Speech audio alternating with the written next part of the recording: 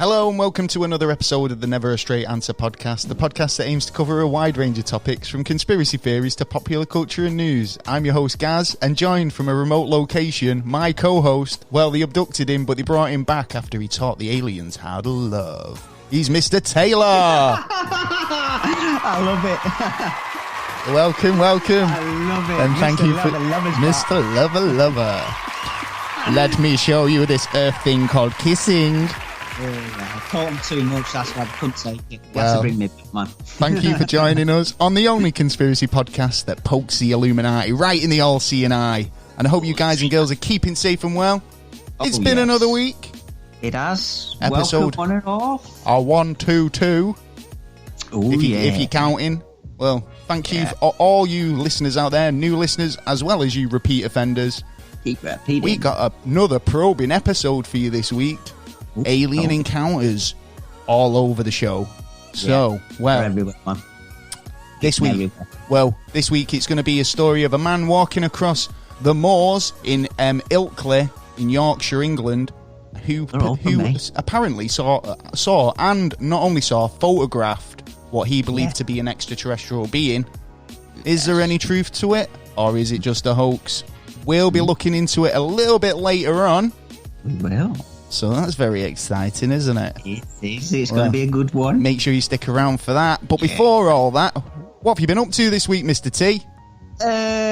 What I've been up to is I've been looking into these new passports that are coming out, supposedly, for those who've had the COVID and vaccine and not. Yeah, first time you were telling me about this, I was under the impression you actually meant a passport, because I was saying, in terms of, like, going out the country, it's like most people would probably have it, the vaccine, because they want to leave the country, they don't want to be restricted. But you're not talking about those types of passports, are you? No, it's a different one because we haven't got control of that. It's down to the individual countries on if to accept you or not, if you've taken it or not. Oh, right. So they could even if you had the vaccine, they could turn around and say no. Well, yeah, every country has its. I suppose we've closed our borders, haven't we, at the moment? Yeah. Do you know what I mean? Yeah, for non-essential travel. Well, yeah, true. But yeah, they're not strong, but we still have got borders at the moment. But yeah, I was looking into the legality of this supposed passport that they're talking about, which Michael Gove is actually looking into it, and he should be reporting back to the Prime Minister in June, I think it is, which is to say if you've had it, you'll be allowed to go to certain places. If you've not had it, then you will be discriminated, basically, that you can't go to certain places. But that's what I was saying. I mean, isn't that not the same thing in terms of, like, being able to leave the country? Because, it's like saying, you've got the right to not want to put something in your body if you choose, but there are limitations and there's restrictions. But, like you were saying, does that not go against your human rights? As a under person? The UN. I have the right to roam, man. Yeah, there's because the Council of Europe was made from England and his allies about 7 or 8 years before Europe was actually developed, and they had to have rules and regulations in there, and we still do it to this day. There's about 47 countries in it, which is totally different to the EU, the way it stands now, but. It goes. They've got rules in there to say that you're not even allowed to ask why you don't want it in your body. What? You can actually do someone for requesting that because it's actually a part of the contract. I had a little question about the vaccine. I don't know if you know the answer to this actually, but do you know, so they say COVID's really contagious, yeah? Right? Yeah. Now, obviously, my understanding of a vaccine is you're giving it to somebody, in a small dose, But is that enough? Because I've heard a lot of people saying they felt like shit the next day, after having the injection. And obviously, you're being exposed to COVID, aren't you, to an extent, right? So my question is, do you think that if you came in contact with somebody who'd just had the vaccine, could you potentially catch COVID? Well, they've actually just got the results back for that, and it works out about 70% of people don't pass it on. again. But now there are new studies that's still saying 30% saying actually, that if you have the injection, but then that's heading towards herd immunity type thing, I suppose. If it's not a strong dose of it, it's such quite a small thingy. But like I say, if it's that contagious, surely even the smallest, contact might get. So if I've not had the vaccine and I've got underlying health conditions, but I live with somebody who has had it, could I be at risk? Is what I'm asking. I mean, it could be totally off topic anyway. But you're one of them that would be most at risk in that point. Ooh.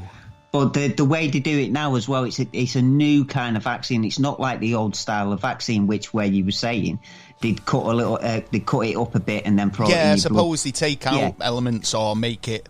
Yeah. So it attaches to. Yeah, well, I'm not I'm not a biologist, so I couldn't really tell you. This time they're doing it different. What they're doing is they're putting it in your RNA, which is a part of your DNA. It's like it's like its brain of the DNA. Okay. And it basically transports it through to make it you more immune. So wherever the virus is, it will go in that direction and basically take it out, so it wouldn't be able to spread and stuff like that. So it's more about the trans. So they probably took out that thing that makes it spread. To be honest, it's a new way of doing it. They've done trials and it's worked. They've done a few trials, but like I was saying, it's like one of those, isn't it? There's already been a 10-year cycle. Very, tested. But anyway, but moving on. Before this come up. But so I looked into the legalities of it and all that, and basically under certain acts in Britain and Europe and the UN, they can't force you, but there are things that are coming up about employees. If they turn around and say you can't work, not going to hire you because you haven't had it, you can actually do him for it under the Equality Act 2010. Right, there you go. But the problem is, I worked out, is you could go through all that system, and do you know how much you'll get? Fucking hell, Taylor, this is a bit deep for the beginning of the show, I know, I'm sorry, but it is a big thing. I wanted to talk about WandaVision. Well, you can talk we haven't run out of time now. We've done 7.5 minutes just on this. Have we already? Yeah. I didn't think I was talking that way. You should have told me to shut up. I'm only joking, mate. Go on. So wrap it up. So, basically, you've got more rights in your case, but if you do it by the employment route and sue, you'll only get about $1,000 for it. So it might not be worth it. It's not worth it. At that point. Unless you're a no-win, no-fee. But the thing is, if someone does do this, it will be terrible for the company. Yeah, that's the word I was looking for. Detrimental to the company. It will. It could destroy quite a few companies.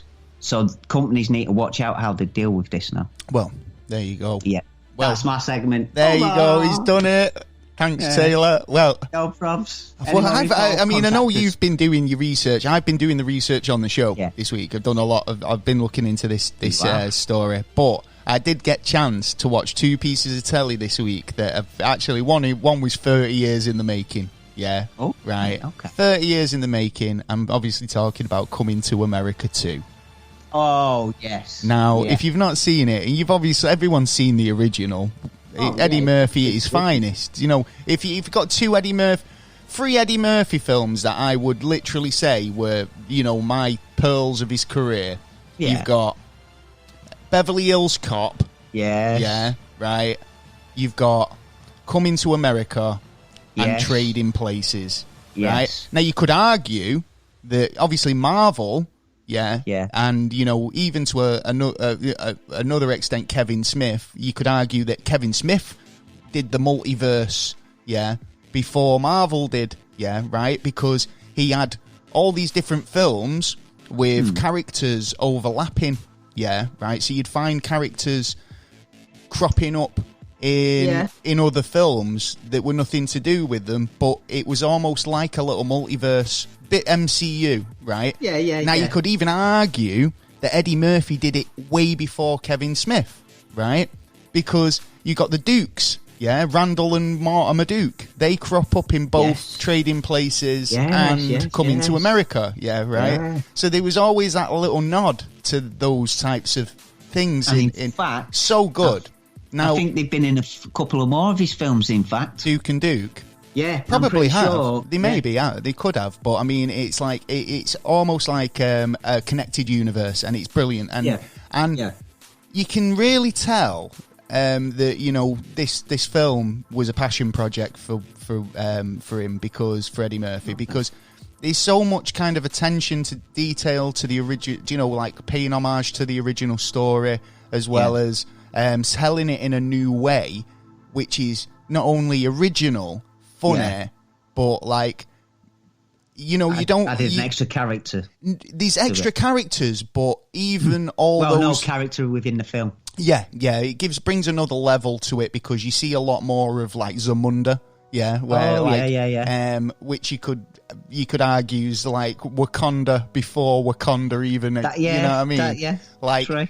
And they even joke about that in the film. It's a fictional. Did you actually think? I thought it was great. Yeah, so I do recommend. Did you think it was funny? Yeah, I really thought it was funny. I thought all the characters that you remember from the first film were done in such a great way and brought back perfectly, and it was excellent. So I do recommend, if you've not seen it, do check it out. It's on Amazon Prime at the moment. Yeah, I want to see it. My brother's seen half of it, but I've just seen something today where it actually says the film was really unfunny. It wasn't really you see, worth but this doing. is the thing. But this is the opinion of right. So one article, one article, right? Yeah. At the end of the day, you're going to have people who say it wasn't all that. One Division people aren't also gonna like it. Some finished new this week, generation. and there was a lot of criticism about that, considering there was and this is the thing when you speculate about things, because obviously there was a lot of speculation about how One Division was going to end and who was going to cameo and how it was going to pay off. And when you invest a lot of time into speculating these things and spoilers and looking on YouTube and watching all these kind of theories, then when it doesn't happen, you're let down.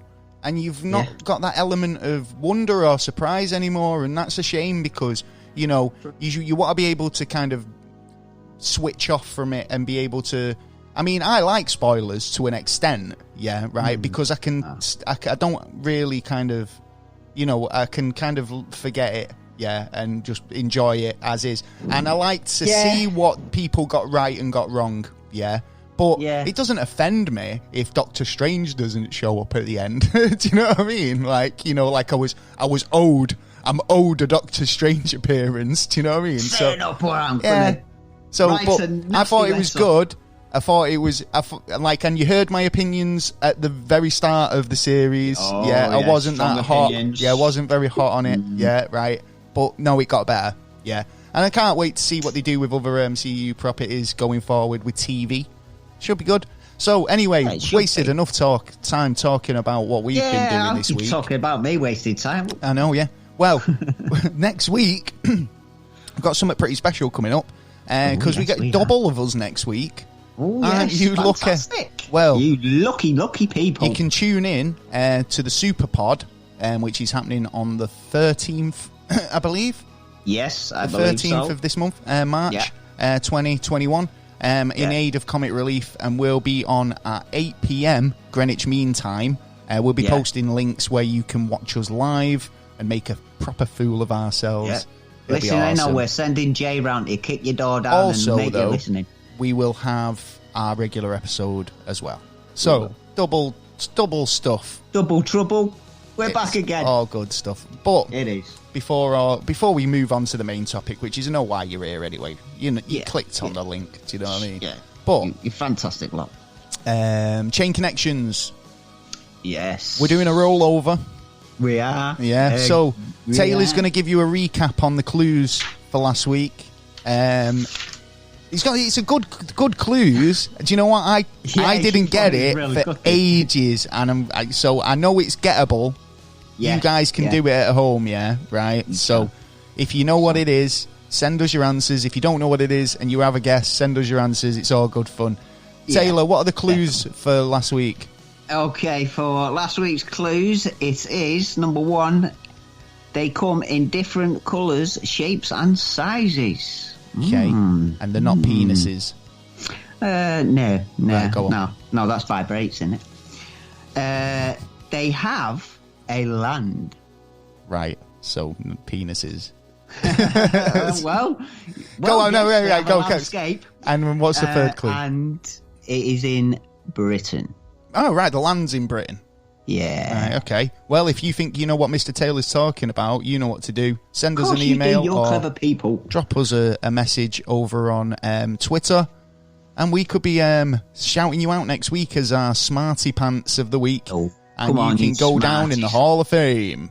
Yeah. You know what to do. Send us a message. We're available on Twitter at NASA_never or neverstraightanswer@gmail.com. Yeah. Never straight answer. I do apologise. Drop the A. Yeah. Well, TeePublic's had a sale on this week as well. If you want to get over there, the world's largest marketplaces for independent creators to sell their work at get high quality merchandise. Yeah, we're on there.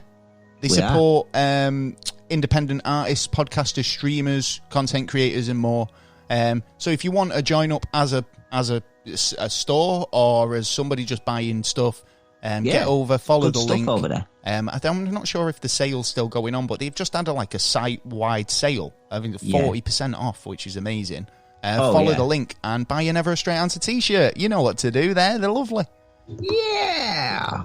Well. It's time, I believe, is it not? It is actually. Yeah, because we promised you to talk about these aliens, abductions, and we've got another interesting alien episode next week as well, I believe. Oh yes. Yeah, we're going full deep into the UFOs and stuff, but it's a big anniversary, and we'll be covering the topic linked to it next week. But I wonder if anyone could guess. If you can guess, drop us a message. You might get it right. Well, this is a really interesting story. Yeah. Now, it's interesting to me for a number of reasons. One, because it's quite local. Yeah. I mean, I say local, it's in Yorkshire. Yeah, but, we've talked about, Memworth Hill before. Yeah. And how we drove past it, and it's one of them sites. Well, where we're going to be talking about tonight is very close to Memworth Hill, right? Yeah, literally down the road. And some might even say that that's the reason why this area might be such a UFO hotspot. Yeah. There's weird things that go on around there. But this could be one of the most unique accounts of an alien abduction, in air quotes. And it comes from, like I say, Ilkley Moors in Yorkshire, England. The witness and the subject of the case basically was a former policeman, and he was called Phil Spencer. Now, not the Phil Spencer. The Phil Spencer. Now, he claims that in the early morning of December the 1st, 1987, he took a photograph that had changed his life. Yeah. Yeah. Now, Ilkley Moor, just give you a bit of information about the area, okay, is it's quite a nice, idyllic place. I'd say it's quite picturesque. Do you know what I mean? Yeah.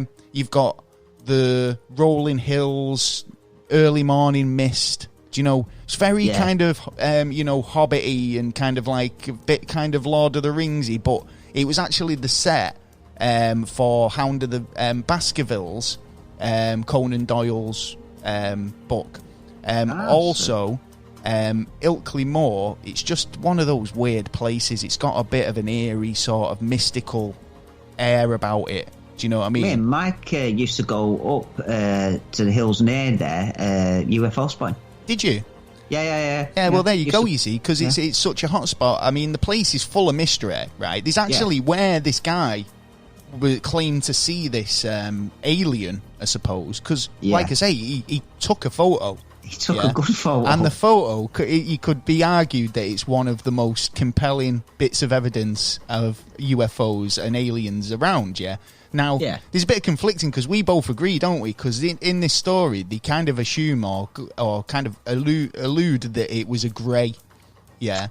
But it looks more lizard to me. But we'll get into that. It looks more lizard to me, Like I say, this place is a bit mysterious, In the area, there's actually a stone boulder, that's etched with a swastika Yeah. With a Now swastika? yeah, but it's not just like a swastika that someone carved it in. This is ornate. This has got a design. It's elaborate. You know what I mean? It's actually been called the swastika stone. Yeah. And it's etched with these strange markings. There's also the Badger Stone and the 12 Apostles Stone Circle. So if you know about ruins and stone circles, they're very mystic. I mean, there's quite a few in England, and most people out of the UK would probably know as Stonehenge as being the most famous stone circle. Number one, innit? But you've also got the 9 Ladies in Buxton. Yeah, right. Yes. Like I say, the 12 Apostles Stone Circle, and many others, you know. And they're all sort of, you know, built on ley lines and really kind of supposed to be really spiritual. So you find that during celebrations like the pagan, like the kind of the solstice, there's a lot of gatherings around these locations on stone circles. So like the summer and the winter solstice, people flock to Stonehenge. They flock to these stone circles. So there is something quite mystical about these areas. Now, there's been loads of reports of creatures living on the moors, you know, as well as sheep. You know, like, and goats or whatever. Of spirits as well. There's a legion around my moors. There's a legion of Roman soldiers. Roman troops. Yeah, that's right. Yeah. Planes that have gone down through the wars. There's been pilots spotted, and there's all sorts of weird stuff that you get. But it's also used for military training. Well, and it's funny that. What did you just say about lights? Did you see? Have there been like kind of lights and stuff? There has been lights around. Yeah. There's all sorts of like you could got. It's been put as one of the most haunted areas of the United Kingdom, right? Because there's so many different little parts of the moors where something had gone on. And don't forget, Moors murderers has happened up here as well. Well, this is it, and Ilkley's got so many legends. It's got swirling lights, hovering lights, reports of UFOs, strange creatures lurking in the fog, and obviously people's imaginations run wild, and you kind of it's strange. You wouldn't go in there to check, would you? Do you know what I mean? No. Wandering off into the moors in the middle of the fog. You know, and like I say, it's quite close, not too far from Menwith Hill. So, you know, between Leeds and Bradford, you know, it's kind of like it could be that they're you know, you've got all these satellite arrays. Yeah, right. If you were a UFO, you might have an interest in that. All telecommunication goes through there. Yeah, it's every single piece of information, and every email, phone call, whatever goes through Menwith Hill. And like we say, we've done a whole episode on it. Menwith Hill, the most secret military base. Even cars that are breaking down that are just passing it. So check that out. But I mean, it could be the case that that's why UFOs are drawn to the area. You couldn't really know, really, but. I don't know. I think you might have a little summit there, and it might actually be one section of a lot more of stuff that's going on around these areas, because there's a lot, and I mean a lot of bunkers up here, and they were all going up for sale. About 10 years ago, there was a lot of them up here going up for sale. But someone could be actually using it, or something could be actually using it. Well, it's the signals, isn't it? That you know, you've got that many signals coming in and out of these satellite arrays. Then it could be the case that it's just drawn to that signal, area, because it's like nuclear bunkers, a lot of signals stuff flying like around. Yeah. But so going back to the sighting. So like I say, on the 1st of December, 1987, Phil, who was actually a retired policeman, says he saw and photographed what he believed to be an alien. Spencer was a bit of a keen photographer and had his camera with him because obviously he wanted to capture, you know, the moors and the early morning fog. So he came up on a small hill and he noticed something odd off on the distance at the end of the trail ahead. So Spencer looked on, and he realised that there was something in front of him, and it wasn't, you know, like a stationary object. It was something that was moving about. It was a figure, and it looked almost humanoid. So you know, he was kind of a bit curious, like, well, who was this person sort of just fucking, like, hovering around, wandering around in the moors? Yeah. Let's get a better visual of it. Well, this is it. And he raised his camera up and pointed it and clicked. I'm glad he put a click in, though. I know, yeah. He could have just looked at it such an opportunity. Well, the thing is, if he had a long-range lens, he could have just been using it as a kind of a way to get an eye, you know, like a closer look. But, you know, it's like almost like muscle memory. You click, you just click, yeah. So he's done the right thing, and he's took a picture, right? Definitely.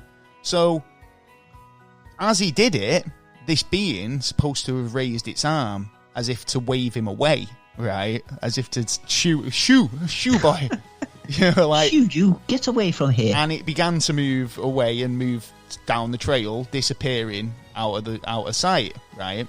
Yeah. So, bit curious, Spencer, obviously a former policeman and, you know, a bit of a detective, started to make his way up the hill and try and find out where this mysterious creature had disappeared to. So, just as he reached the top of the trail, he stopped and checked, like, back on how the way he came. Yeah. And in the distance, there was supposed to have been a large dome-topped craft. Right. Okay. So he says it lit up, and from the moors it rose up out from the hills, yeah, right, and then took off into the sky. Right. He did actually take a second photograph of this, of the vehicle. He was shocked, man. He was like, "Yeah, of the vehicle." So but the picture he took wasn't very good, and it was a bit blurry.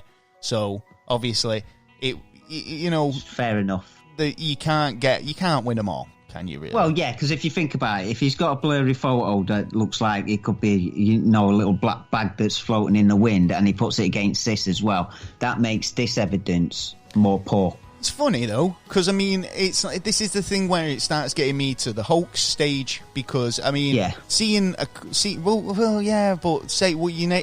don't normally go anywhere without the UFOs, do they?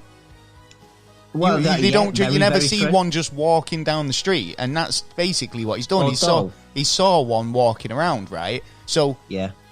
But the reason why I say that is because it's almost like he's kind of going, oh yeah, and there was a UFO, yeah, and it's like as if his story wasn't amazing enough that he had to kind of embellish it even more, and that's where it starts falling apart for me, because I start going, that's a bit too good. Do you know what I mean? Like.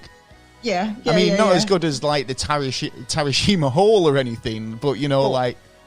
I'm pretty damn sure there is, like we were talking before, there's a number of areas up there that, like, you know, you could easily disappear. You could easily disappear out of there and stay there for a couple of months, possibly forever, depending how where you are, I suppose. Yeah. But so, if you think about it in the creature's way, and...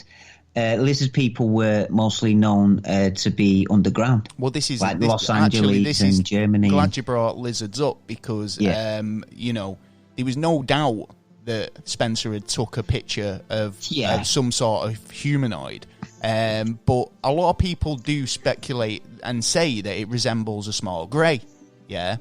Now, I don't agree with that. I do believe, and I mean, I'm not sure if it's just the coloration of the photo, and we've looked at a couple and enhancements on them, you know, trying to get a better look, but is it the coloration? I don't know, but they do look a bit more lizard featured. Do you know what I mean? And then in that respect, from the original picture, it still looks argue greenish. That he didn't have a ship, or didn't necessarily need a ship.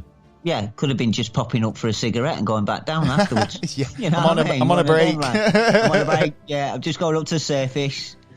Tell the gaffer I'll be back in a minute. Well, he said when he saw this strange creature, obviously rush up the hill and give him the signal, flip him the bird, like basically. Yeah. Yeah, so he'd definitely seen it move then, and it wasn't just like something a trick of the eye, or like he'd saw some sort of like thing he'd mistaken for a humanoid shape. It moved. He said that it literally absconded away from him. Do you know what I mean? Like, and he was trying to catch up with it. let me ask you, as you being a professional photographer, right? If you were to catch an image of something like that, and then it starts waving to you or going like, piss off out the area, would you personally carry on clicking them pictures, or would you just put it down and just go, gawking at it, going like? I think if it was me personally, I'd take more than one photograph, and I wouldn't stop until I got a proper good photograph. To be honest, if he had any, the problem is, it's the back before the digital age. It was 1987, so it was film camera, right? So he's snapped this camera. He's got to rewind it on again, and then you've got. Think about it this way, right? You're in a rush, you're panicking because you've just seen something. It's not like, you're doing a wedding and you've got like opportunity to kind of stop and pause for a minute and wait for that perfect shot. You've got something that might be, it's like being a nature photographer. Some of these guys wait in hides for ages trying to get that perfect shot. He's got one opportunity here, So it wasn't like he could go shutter like a burst like you can nowadays and get like a whole run of photographs crystal clear. That's true. And he might have been his last photo as well. He's using all manual settings, right? He's using film. So you could even argue that he was if you try and wind your film onto the next one in a panic, you might not get a full exposure because you've half wound on. Or you get a double exposure, maybe. This must have been done by Codec. Well, it's funny actually, because I'll go into that in a second, because he does go into the development and what people have said about the photograph. Because I think there's no argument to say that this wasn't taken in camera. Do you know what I mean? This was legitimately on the negative. Now, was it a double exposure? Was it another thing? No, I don't believe it was. I believe he did see something. Yeah, right. I believe think it was me. If it was about one then. I think it was me. I was about one then. I might have been starting to walk. Mooching around the moors. It's like, where's Taylor? I had my alien suit on. Well, along with his camera, he also took a compass, right? Now, he wanted to navigate his way through the fog before, obviously it was daylight. It was early morning when he was there, and obviously when he was searching for photographic sort of places to picturesque areas or whatever, he could find his way back and whatnot. So we had he'd gone prepared, old Good school luck. Map and compass, But when he kind of obviously the ordeal had finished and he was like, right, I need to get this film developed. He started to try and head back, and he'd noticed his compass had stopped working properly, and was kind of just giving him all over signals, a bit like, Captain Jack. You'd be thinking, what the hell's going on? Do you know what I mean? It's like... Well, I would say what's going on, because obviously everything that his ordeal is gone now. They've gone away, unless they're still there. Well, like I say, he wasn't able to get a clear photo of any ship or anything, but the photograph that he did take, the original photo, was basically, which is called There Was Silence Now. Apparently, that's what he's named it. When he saw nothing else, no other beings, I'd say... Just that. I think that's it. It was just all went quiet, and he decided he was going to try and get back to the nearest village and try and get this photo developed as soon as he could. I don't think... It's not digital age. It's not like he can just go, just took this photo, look. It's like you've got to go and get it developed. Do you know what I mean? It can take a week. Well, obviously, these are the things. It depends because you can't. Well, so you can probably get a 24-hour turnaround on it, but Yeah, which makes me think, in between that time, could there have been a bit of damage exposure, or could there have been this? There's a lot of elements to turn around and go, well, this could have happened to make it actually exposed this way, or this could have happened another way. Like I say, there was a lot of strange things happening. So obviously, he's had this encounter. His compass was now pointing south instead of north. And when he got to the village, the village clock showed an hour ahead of his watch, yeah? So he could have lost an hour time as well there, yeah? Now, in abduction cases, there is always sort of a time element where people report missing time, where they don't recall what happened. As far as they're aware, they were there 1 minute, nothing changed, and they've lost an hour, yeah? Yeah, that's right, yeah. So, do you reckon he was abducted? Do you think that they saw him and they thought, we need to check this guy out? I'd like to see the evidence of the abduction. Time, just because time was missing, that could have been just his mind. It could be just a natural state of some, like you were saying, there was electrical interferences and stuff like that. Something could like block your. It only takes a little signal to wipe a memory out. Well, it's that right kind of signal. Well, sure enough, I get where you're saying from. I think what other evidence? This is what I want to see. Has he got ripped clothing? Did he pick something up? Did he say? I totally agree with that. Now there is some more. There is a little bit more kind of evidence to support him being abducted. But again, I'm not 100% sure how legit it is. The main evidence, I'd say, would be the photograph. Now, the picture of the creature, once he got it developed, it did sure enough show a picture of a 4-foot-ish tall, bluey green tinted skin. And basically it did look like an alien, how culture and have been kind of drip fed this alien looking creature. This is what it looked like, but could it have been like Bigfoot sightings? It's like you've got an open area where you could get in a costume and no one's going to know you're there. Get a photo at a distance of one of your kids in an alien costume and then try and make a name for yourself. Could it be that?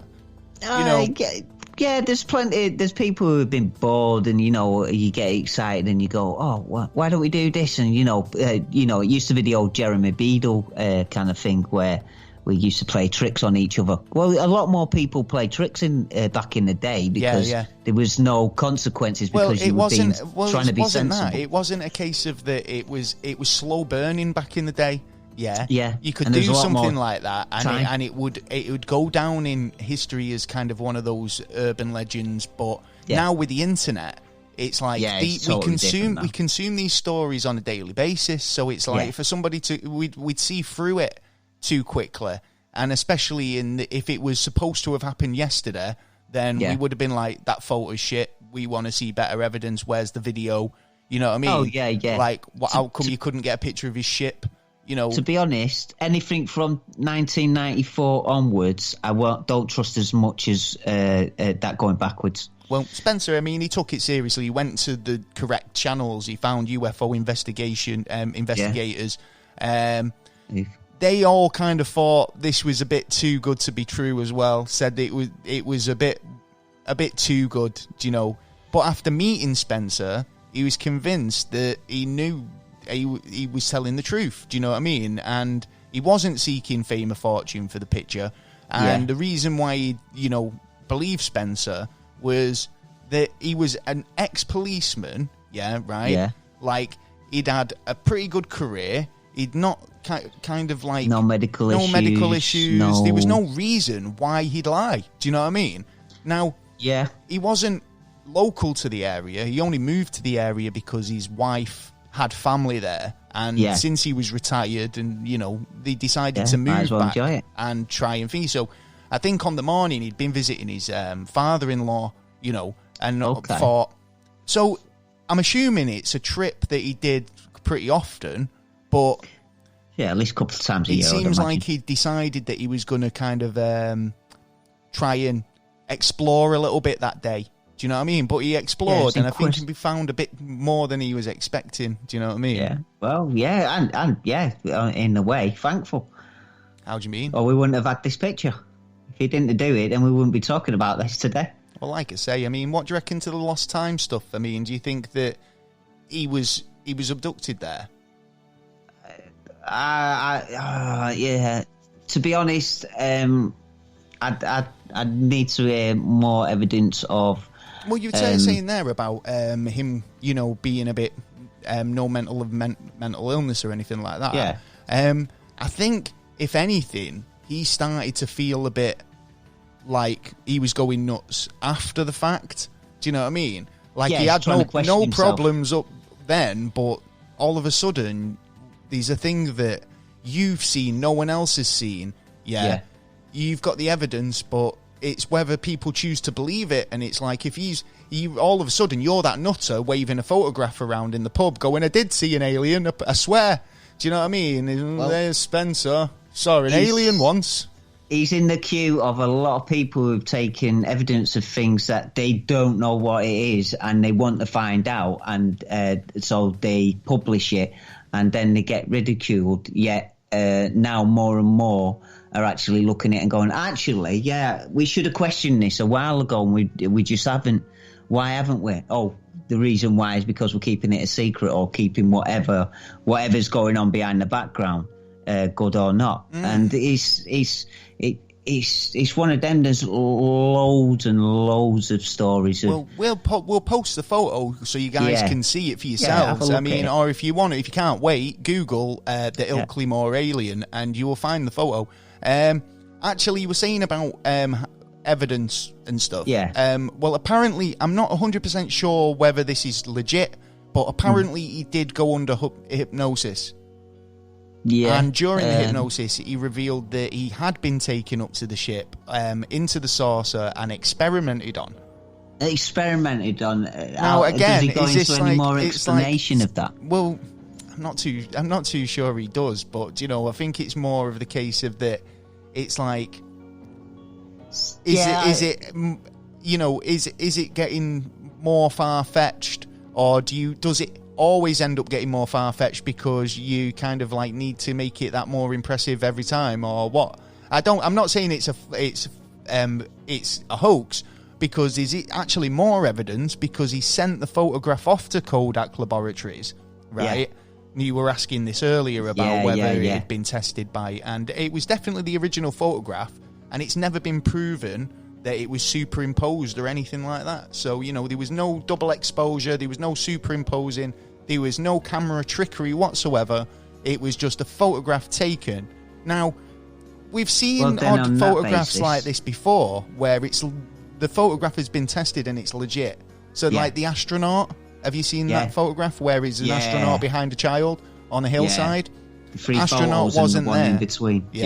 And that's we're have to cover this at one point. That one that you can't really explain, and I do believe that he definitely saw something. But whether the evidence is there, isn't it? Yeah, the evidence is there. I mean, this is the photo. This is the leading photographic laboratory. Yeah, right. In Hemel Hempstead.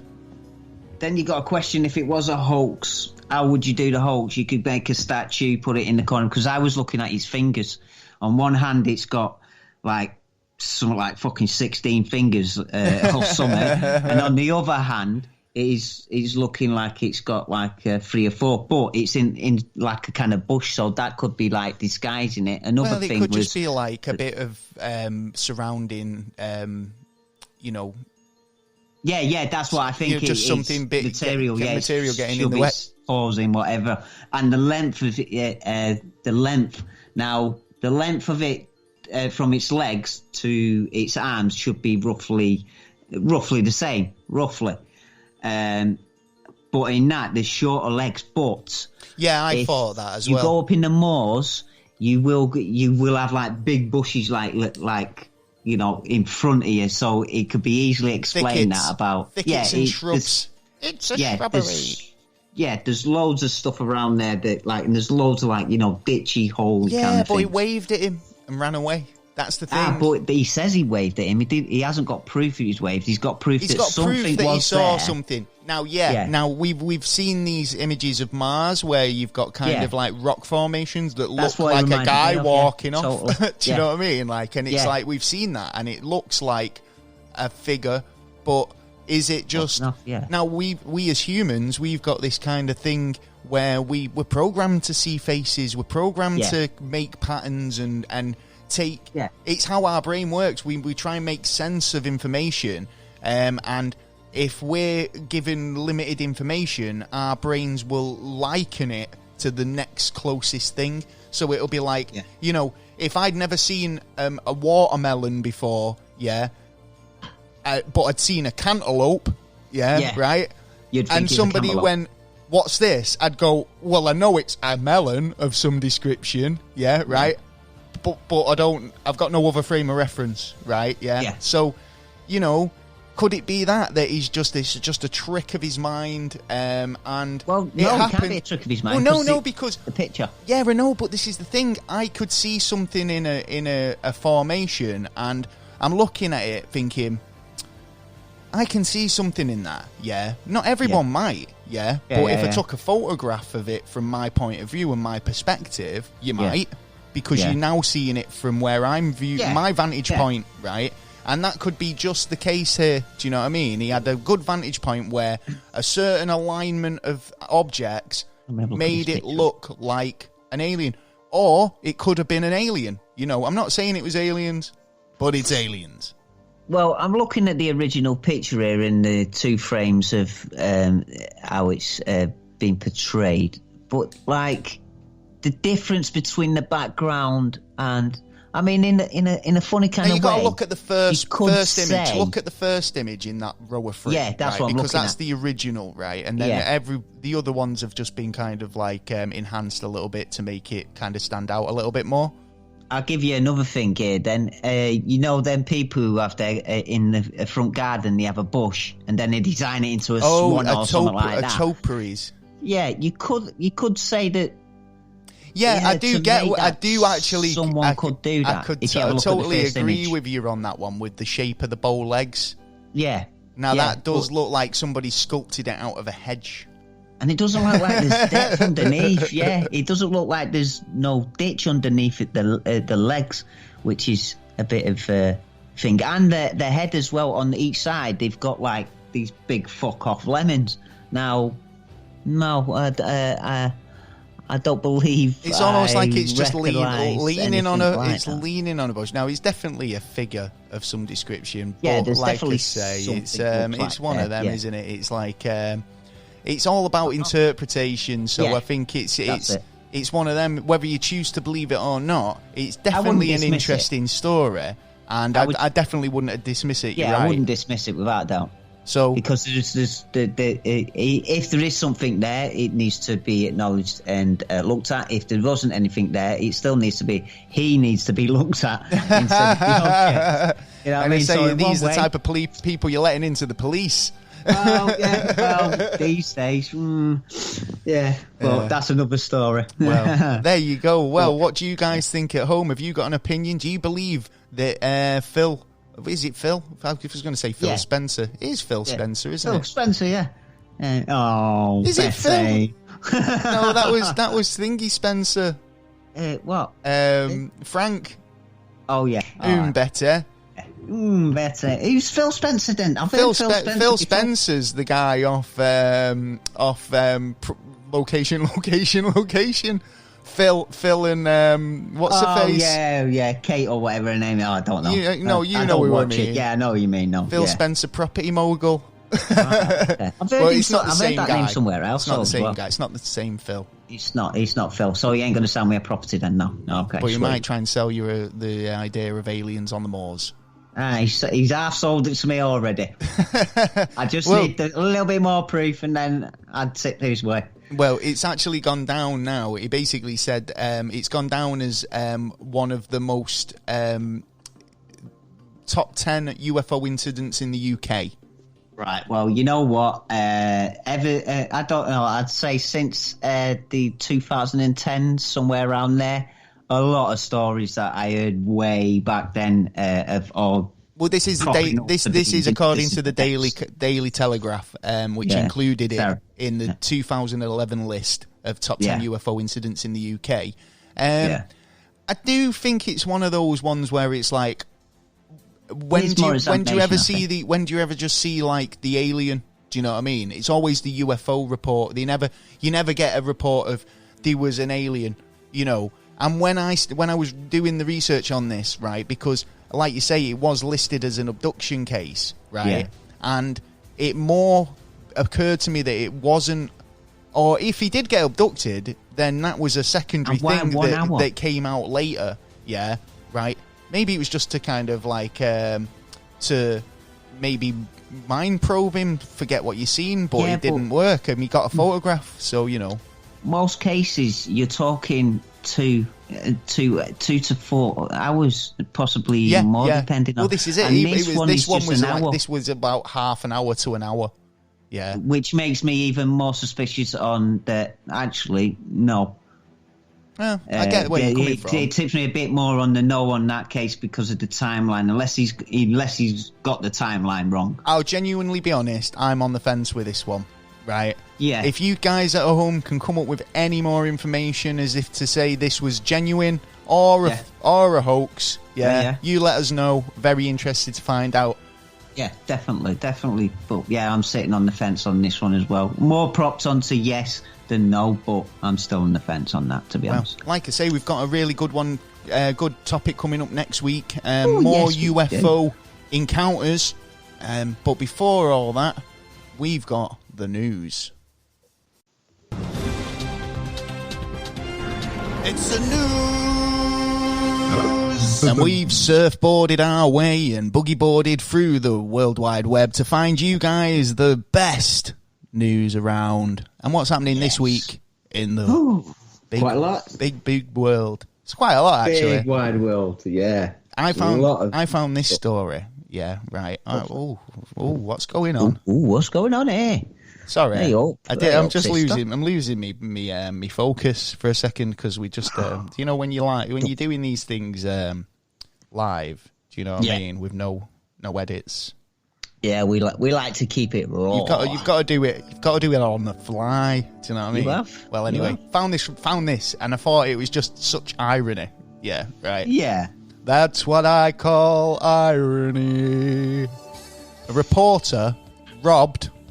And now I don't appreciate this at all because he robbed his camera at gunpoint whilst he was filming a piece about robbers. Oh no! So he was in Twin Peaks in San Francisco, filming for KPIX 5, and he was robbed at gunpoint, jacked him for his camera, fucking ran off. So I mean, I don't know how they got the footage. Well, yeah. One of them might have been put on there, and he didn't want to be put on there on the footage. So I'm taking your camera. So the reporter, he's called Ford. He was interviewing a nearby homeowner about robberies that had been taking place. When a white luxury sedan pulled up outside, basically alongside him, 3 men stepped out, and the 4th remained in the vehicle. They robbed Ford point blank gunpoint, proclaiming, "We're taking your camera." Right. Oh shit, that's in bare daylight as well. So he held up his hands and let the man take the camera equipment, the whole thing. So it took him about a minute to just like rob him. Stuck it all in the car and they drove off. That's terrible. But it would have been insured. And the guy who they were, the homeowner, he was like, "It's what we got to deal with." Do you know what I mean? Like you can't even report this shit. So yeah, that was KPX 5 news. There must be some bad robberies going down there if they blatantly this just is the thing, though. People getting desperate. You know, it's like there's a lot of unemployment at the moment and hard times. And I was watching a thing about Venice Beach and about the homeless problem they've got down there at the moment, and like how it's terrible because people have got nowhere really to go, and then they get if they've lost everything due to the pandemic and they've got live on a beach, it's like, but then they're getting shifted on there because there's a pandemic, and it's like, well, you can't win, can you? Really? Well, what do you think about this? That could put onto this story of this 1% pay rise for nurses. Do you reckon? Yeah, I've seen this. I think it's appalling. I think in this what they've been up to, I mean, what they've been doing the last year has been nothing short of a fucking miracle. Yeah, in terms of like keeping the NHS afloat, keeping it, not overflowing. I mean, it must have been so difficult for these doctors and nurses to keep things going. Yeah. And then for them to turn around and go, yeah, you've done a great job, here's 1%. It's like that. I mean, to be honest, don't you get like an annual percent rise anyway? You should. That's above inflation. So they're not even still on the real wage. It's a piss take. It is a piss take, especially when you find out that the nurses are going home and then going to a food bank. Yeah, to that's what I'm survive. saying. This is what I'm saying. I mean, I've seen so many companies, who have give credit to the NHS and frontliners. Yeah, right. Oh, Carolina. Got to give them credit, dude. Oh, Carolina, frontliner. Not said that for a while. Anyway, right. So the 15-20% off your tyres, get your shopping 15% off. Yeah. Great. I mean, they deserve it. But the fact is, it's like they're doing the most difficult job at the moment. And if they don't deserve a fucking pay rise, then I don't know who does. Now, I might sound like a cunt now, but I don't mean to. Right. I had a conversation with someone the other day, and it was the case of what are they moaning about getting paid? They're doing their job that they wanted to do. No, it's some people, it's the calling, mate. It's not a case of that it was like, oh, well, how'd you get into being a doctor? I just fell into it. It's not, people have social responsibility. Some people just crave that. Some people need to be paramedics and doctors. Right. I know what you're saying. Yeah, I know what you're saying. You're saying it's like, well, that's your job you chose to be in. But sort of, yeah. You chose to be in that job. More pressure than they should be. To help people, right? Yes. Yeah. But when... If they were paid properly at the beginning... Like you say, when they've got to go to a food bank to get the dinner, right? Then obviously... I'd be thinking, what was this 8 years plus of training for when I still can't even support myself? Thought doctors were supposed to be rich, driving Mercedes and stuff. Do you know what I mean? Playing golf on a Sunday. Yeah, that's the old way it wasn't. Like now, we seem to be gathering is fucking debt. Listen, heroes, you know what I mean? Heroes deserve a fair fucking. Yeah, they do. At the end of the day, right. If these people are putting their lives on the line, even hazard pay, right. Even fucking line tamers get hazard pay. Yeah, you know what I mean? Yeah. So there you go. Anyway, I don't agree with the 1%. Yeah, totally. What about? All right, then. What do you reckon to the government's return back that we could only give you 1% because of the state of the economy? Because we're on a £2 billion pound debt now. Well, if over this, true, Well, if they were kind of putting it in and saying, well, all right, then we're giving you a provisional 1% now, but once the economy straightens out. We'll be aiming to, and they could put it in writing where they said, by a certain date, they said that before. We want to be able to give you this much money.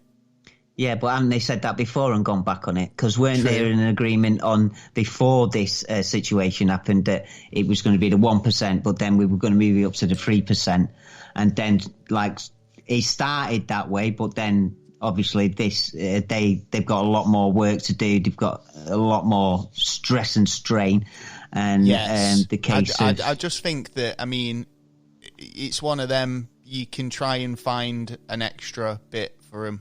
Do you know what I mean? The government gets the cheapest bloody loan. You know what I mean? They only have to pay like the 1%, like we'd have to pay the 5-10%. I will go in. So I will say this, right? What I do believe is there's two things that they need to do to get this country back on track, right?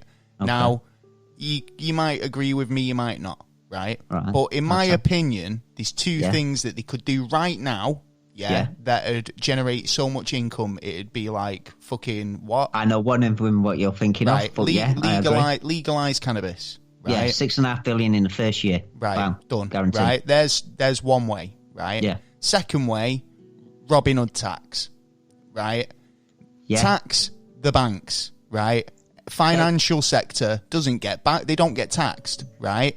Now, the argument is, right, the argument is, if the financial sector was taxed even 1%, right, the country would be flourishing, right? Yes. Because that 1% could equate to trillions of pounds, right? We could get rid of our debt within... We get rid of the debt. This is this thing, when we went into a recession, all those times, that's all they needed to do, right? One of those two things, right? Now, I do believe that we're in a position now where you're going to need to do something radical, Now, it's been proven in countries like Canada. It's been proven in places like America. It's been proven in Holland, that it is an economy boost, right? Yeah. Get it done. Do you know what I mean? Could be winning awards, man. A vote for you. But no, seriously, the Robin Hood tax thing would fucking cure all ills. If you've not seen it, Google the Robin Hood tax and just look at the website and check it out, because it's so kind of interesting to see how much the financial sector kind of makes, but is kind of immune to the tax system. And even if they were to just say, come on, we make a lot of money here, we can afford to pay 1%, we can afford to pay 5%. Right? Without even scraping the fucking bottom of the barrel, do you know what I mean? Or touching the sides. Yeah, and if you don't want to do that, then why don't we do the reverse of what happened in America? 95% tax to the rich, 5% to us. Why don't we try that? Because that seemed to work for a little while. I think the reason why they changed that round was because companies and stuff like that, rich people wasn't liking to be in our position. Well, this is how you end up with like secret offshore bank accounts and stuff like that, because people go, well, we won't. If you're going to be like that, we'll move our facilities out of London's financial districts and we'll take it elsewhere. Do you know what I mean? This is the problem, because these financial systems and banking sectors, they've got you over a barrel. They're basically saying, running countries. Well, if we can't do what we want in your country, then we'll just take it elsewhere, right? Where we won't have to pay percentage of our money or income. Do you know what I mean? So it's one of them. But you won't have to deal with us. You won't have to deal with countries that want to deal with us. We're saying no. You know what I mean? So then you're going to be on the back track anyway. So at the end of the day, if you want to go. Because there's always someone else in that position who will step in there. They might not be big, but you start small and you grow to be big and successful. Hey, did you see this? Well said, sir. Oh, thank you. Moving on to a slightly lighter story. A Chinese zoo. Yeah, right. Oh yeah. Now this is amazing. This really made me laugh. Right. So you got to admire the creativity here. Yeah, right. They've tried to pass off a dog as a wolf. Now, I'm not being funny, right? But tell them what kind of dog it was. It's a fucking Rottweiler. Fucking Rottweiler. So, and you had to pay £1.75 to get in to see it. Yeah, so the zoo in central China raised eyebrows this week after it was caught seemingly trying to pass off a dog as a wolf. So social media footage appeared on Tuesday showing the visitors at Zhaowushan Zoo in Zhang, I can't even say it, in the Hubei province, visiting the zoo wolf enclosure. He filmed an animal that looked like a Rottweiler. Where it didn't look lying like on its side, chilling in a cage, and it was marked up wolf. You weren't even walking around it. We sat on its ass going like, just having a chill, wasn't it? Yeah. Anyone got some water? But apparently, so what had happened was the wolf had died. Right, and rather than have an empty cage, he just thought they'd stick a dog in it and see. It wasn't no ordinary dog though, was it? It was a guard dog. What? It was a guard dog for the actual zoo. For the zoo. Yeah. The park was charging 15 yen, which equates to £1.70 to go in and check out the lions, tigers and whatnot. But, they've come under scrutiny over it. I thought it was pretty hilarious, to be fair. I did. It's a wolf. It's not. It's it's a fucking dog. No, it's a wolf. Like it's a wolf. What the fuck? Honestly. Even if you decorate it as a wolf, it wouldn't look like a wolf. Well, it was that bad. Sticking with zoo talk. This week in zoo talk. Great apes. have been given the COVID vaccine. Ah, see? Because he's just a big monkey man. Yeah, so he's had these apes in San Diego Zoo. San Diego. Which one's right? I mean, I just go off from Burgundy. Yeah, there you go. Stay classy, San Diego. Well, these gorillas, 9 grey apes have been given an experimental COVID vaccine at San Diego Zoo after an outbreak in the troop gorillas in January. So, like, they are spread to animals. I mean, I was saying about this because my cat, I had a cold a couple of weeks ago, and cat was the same. Do you know what I mean? Like, you could tell she was sneezing her ass off as well, and I was like, wow, I've just got to watch it because, like, you know, you let your pets out. Yeah. They don't kind of respond to mask wearing or, you know, thinking they're close to the ground, running around. Yeah. Oh, but I bet you someone out there has designed one for the cat and I bet they have. They've got a fucking monkey vaccine here, bro. Well, yeah, it's an experimental vaccine, but it's a vaccine. They've got their own COVID-19 vaccine for grey apes. The animals were given 2 doses, and it was developed by the US veterinary pharmaceutical company Zoetis, and it's used for animals. Vaccine could be also used on the minks, cats, and dogs. See, this is an area where I think they're sort of being sensible because, like we were saying, how it transfers to other species, and realistically, if you think about it, it only has to hit one species to destroy all that species and then give us turmoil in between, the way nature is about. Well, it's funny actually because, it's not funny, but do you know how they got it? How? Well, it's like human. Yeah, through human contact. Yeah, exactly. So the zookeeper, exactly. So it was believed that it was caused by an asymptomatic zookeeper who tested positive for the virus. The zoo staff said he'd been wearing a mask the whole time around the gorillas, and the troop had since made a full recovery. So it's all good. No fatalities, no injuries. They've made a full recovery with the vaccine, so good on them. So they're all right. Yeah, they're all right. But it just goes to show you, it's crazy that, you know, a mask-wearing asymptomatic carrier has infected a whole troop of bloody primates. We're still, like, learning bits and bobs about this disease, aren't we, really? I mean, even though it was patented, like, fucking years ago. You know what I mean? What? Bit funny. What? It was patented, wasn't it? This disease was patented. COVID-19 was patented years ago. Was it? Or is this just another conspiracy theory? No. Where's the evidence? Have you got the evidence? Patency. Go to the patency office. You'll see it in the patency office. Okay. Well, because this is. But the thing is, I think the idea being was that if it was, they're saying it came from the wet market, but I mean, there's still the argument to say that it came from that lab. Yeah. Now, if it came from the lab, then they knew about it. So, it stands to reason there could be a patent on it. Now, I've not seen it, so I couldn't say one way or the other. Do you know what I mean? But anything you've seen this week? I have, actually. I've got sort of, I don't know if it's good or bad news about the TV licence. Oh, fucking TV licence. Right. Well, they're looking at going into like a new Netflix, so they've had to look into this idea. They've got one. They've got BritBox. BritBox is BBC ITV. You'll understand why in a minute. Well, no, because you've already got one, mate. You can't. You're just trying to pretend. Per month will be 35 quid. For what? Per month. For BBC. For BBC. For this new BBC kind of license. No one will buy it. Yeah. £400 a year, Disney Plus is $5.99 a month. Do you know what I mean?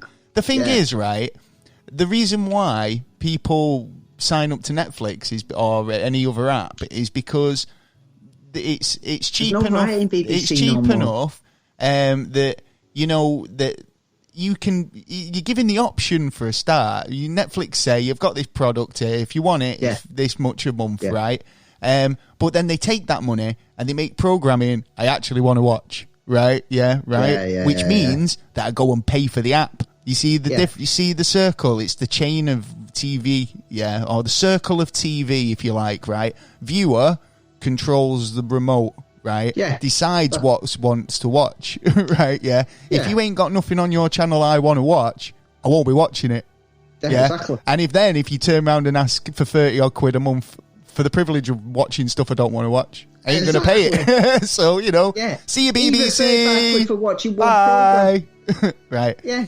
What they want to do is ring back on what they've fucking developed already and save money by going to extra channels. Take them down. Well, no, because what they're doing is they're trying to have the cake and eat it. They're claiming poverty, but they've got so many revenue streams. It's unbelievable, right? Yeah. Okay, let's just count up the revenue streams we know about right now, right? Yeah. So you've got sales of DVDs and, well, maybe not DVDs anymore, but global sales for shows that the BBC produce, right, rather on DVD, hard but they fuck up on the contracts or streaming, right? Yeah. Stuff like BritBox, which is sold around the world to foreign countries as a way of getting British television, right? Yeah.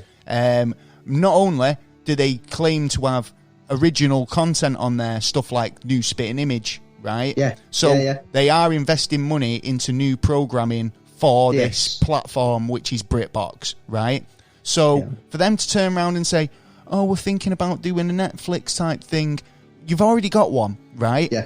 Now, what you're trying to do is you're trying to sell your product, and you are selling your product. You've got product placement in every show you've got, right? So you're telling me you're not getting a revenue stream from there?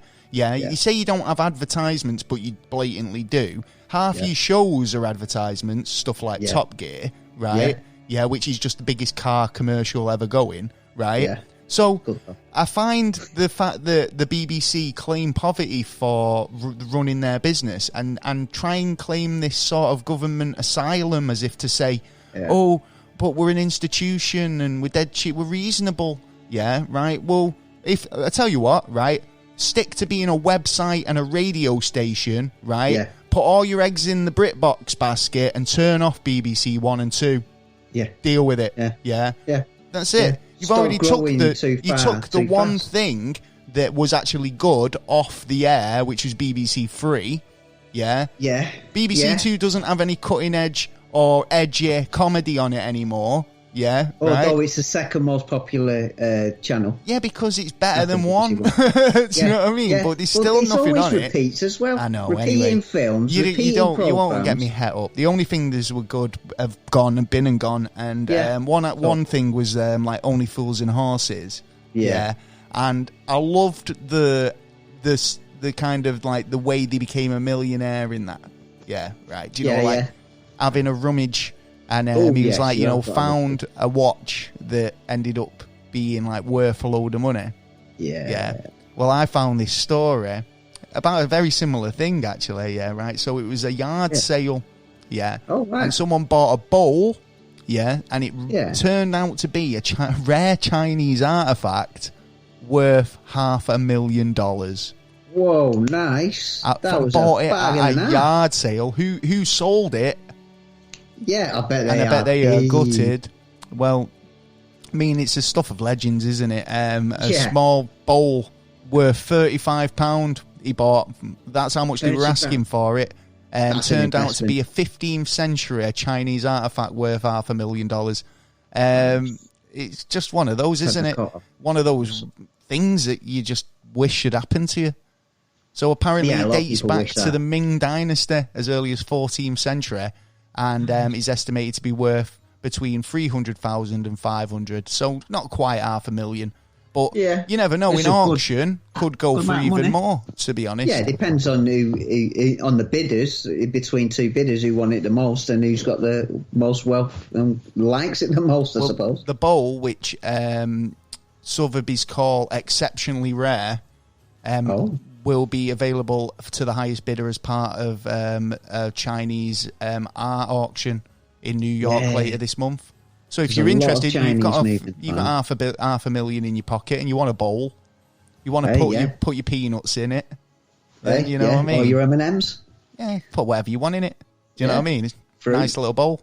But $500,000 worth, I ain't nothing in that. Well, I just thought it was one of those nice little stories. That something he bought at a yard sale has just changed his life for $35. That's mint. That. So what's the equivalent over here? It's probably about 20 quid.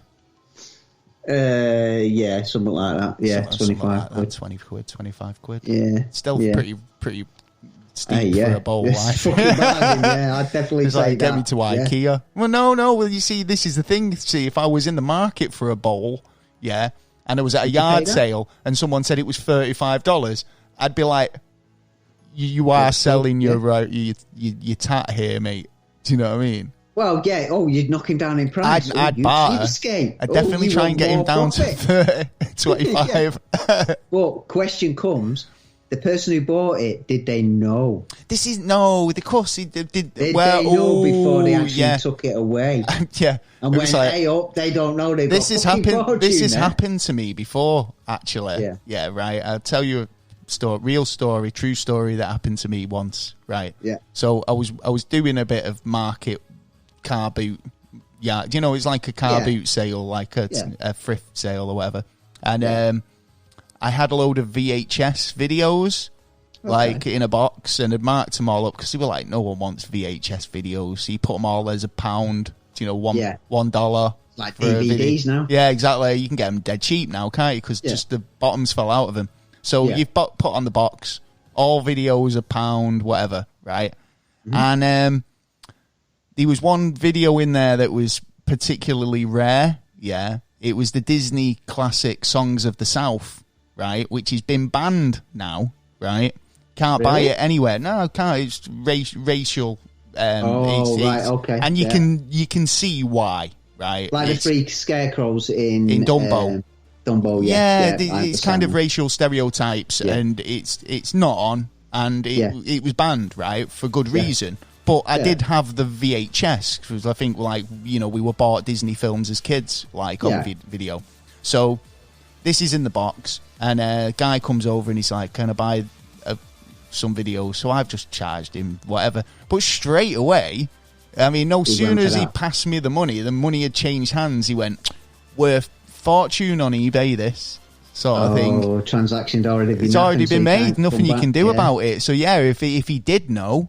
And there are people out there that do that. Of course. I mean, he might have been a Chinese Ming dynasty expert, for all I know, and he just happened to be there and went, 35 quid for that. Yeah, go on then. Knowledge is power, mate. Knowledge is power. That's there you go. Said by the man himself. So, anything else you've seen? I've got a few more stories before we move on to the NASA news. Yeah, let's do a quickie on Nigel Farage quits being... Fuck Farage. Forefront to the leadership in the Brexit party. Good. He's stepping back the guy to check out the documents that has actually gone through, and the guy is an absolute. Done an all right job. The guy's an absolute lemon, right? I think he's an absolute. Do you know what? He's all the fruits. He's a banana. He's a lemon and a plum, right? I think he's just. It's like I know why Trump likes him, because he's bums him. But you know what I mean? It's like, don't get me started. If he quits anything, I'll be happy. Well, I have an email from him every day. Farage quits pub quiz. I'd be happy. Farage quits life. Fortune and freedom. It's for investments and stuff like that. He's you might have seen the advert, in fact, on where you go on YouTube. It'll come up saying. No, I get one of those. I just get those adverts that say. I was a guy like you in a dead-end job, and then I've discovered the free secrets that made me a success, and I'm willing to give those to you for free. But stay tuned to the end of my video when you can buy a download PDF. It's like, Farage's thing, when my brother told me about it, in that he actually brought out certain documents about certain things we lied about. And that, but who Farage lied about every day? What the government lied about? Like he's got the documents there, and he goes, "Well, actually, this rule, this did this and this," but there's a long sheet of it. But he actually does he helps people invest. He wants people to look after the money because they know how the banks are. So what he wants to be like Martin, the money advice expert. Well, yeah, it's sort of... Come to see Faraj's money advice. Nah. Well, it's not him. There's a team behind... I got a team. Yeah. Which he's just forefronting, the company. Fair enough. Yeah, I've had an email every day since... Asking you if you want to join up. I've seen a couple of them, but they look all sounding desperate. You see, I think I think he's been getting like tips off his mate, like for business. Oh, Wiggett. Yeah, he's been getting off Trump.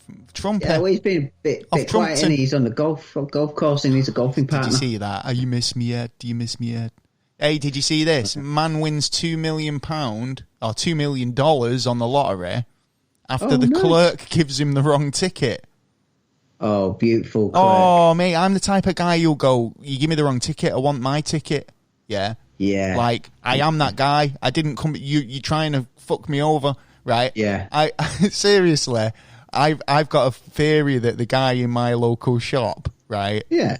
Is working the scratch card somehow, right? Like, because don't get me wrong, yeah. I think if he's well within his rights to play the lottery, yeah, right. Yeah. But never buy a scratch card from a shop where the shopkeeper also plays the scratch cards. Yeah. Yes. Right. He was making a list of what had won and what had sold and what he'd sold and what. He had a system, yeah, right, and I sussed him, yeah, right, and I went, you've got a system here, haven't you? And he went, no, it's the code, it's the code for the computers. Yeah. I was just like, shut up. Well, I'm buying one from you again. He was anyway, cards and shit.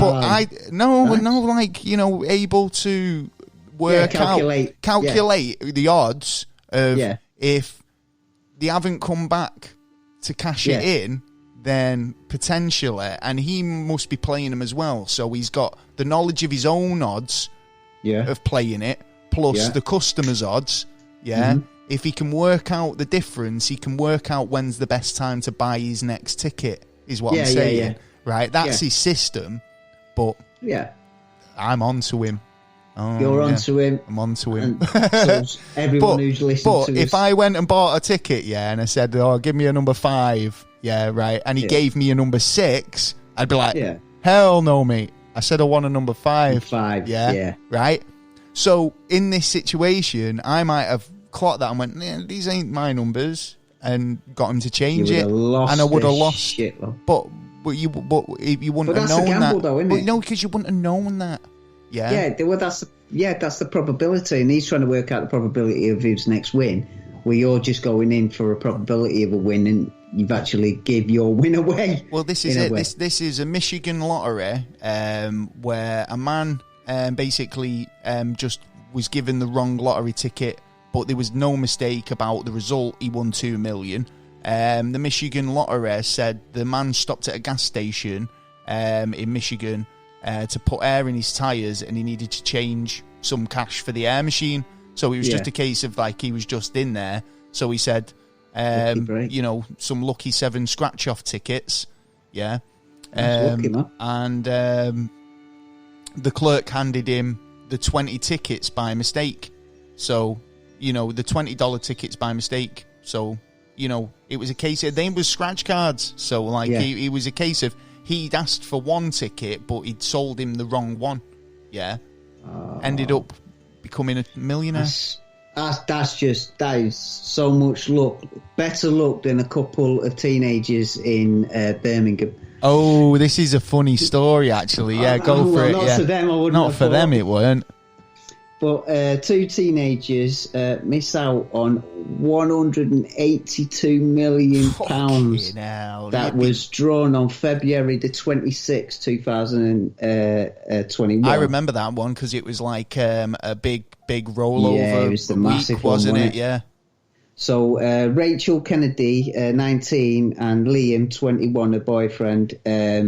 What they done is every week they would automatically do take it out, do the fun. So they'd set it up so it was coming out of the bank account. Yeah. So as they're looking at it, going they contacted the bank to see that the lottery ticket went So I assume they played the same numbers every week, so they knew what the numbers were. Yeah. Yeah. But the bank didn't pay because they didn't have enough funds. Oh, so there was insufficient funds in the bank on the day that the lottery took the money. Because of a couple of quid or a couple of pennies, they've lost out on 182 million. I bet that caused arguments. Yeah. I bet. You had to buy that fucking chocolate bar, didn't you? Yeah. On the card, which took us over. Yeah, I think they might be splitting up soon. Yeah. Oh, don't say that. That's unlucky. tight. Oh, no one should split up over money, like in that respect. Money that they didn't have in the first place, especially. Do you know what I mean? Well, yeah, true. But everyone likes to live the dream. You know what I mean? And like, if that's your only chance in it. In your mind, it could be that that someone else is taking that away from you. You're not going to really, you're not going to take that out of your mind. You're going to be. It might eat away at you. Yeah, I think they have to have counselling and all sorts. So there's nothing left. To be honest, on the serious matter, they might need counselling. You know what I mean? Yeah, devastating. That is devastating. Imagine that. You think you just look at the lottery. No, you've got to think of it like nothing. You've never had it. You'll never get it again. But you might never get it anyway. But that is the thing. It is the one chance. It's a once in a lifetime opportunity where you might never get that opportunity again, and you've had it and blew it. Yeah. But the thing on that is you've always got family, friends, fate, mate. Acquaintance who may cut you in on a little bit. Enjoy fun with their. If you're very good with it. I'm keeping my fingers crossed that all my friends and relatives win the lottery. So yeah. Don't worry, if I win, I'll give you a quid for a scratch card. You're a gent. Oh, not even a quid now, are they? Oh yeah.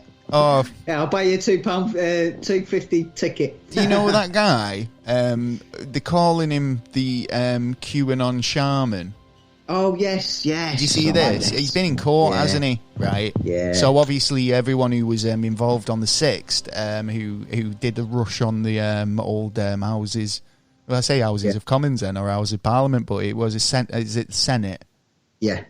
Who rushed the Senate. Or the House of Representatives. Yeah, so the attorney for Jake, or the QAnon shaman, has gone and cited Forrest Gump as a reason for him to be released from custody, right? Oh, this was ridiculous, man. So a federal courtroom is kind of like a box of chocolates.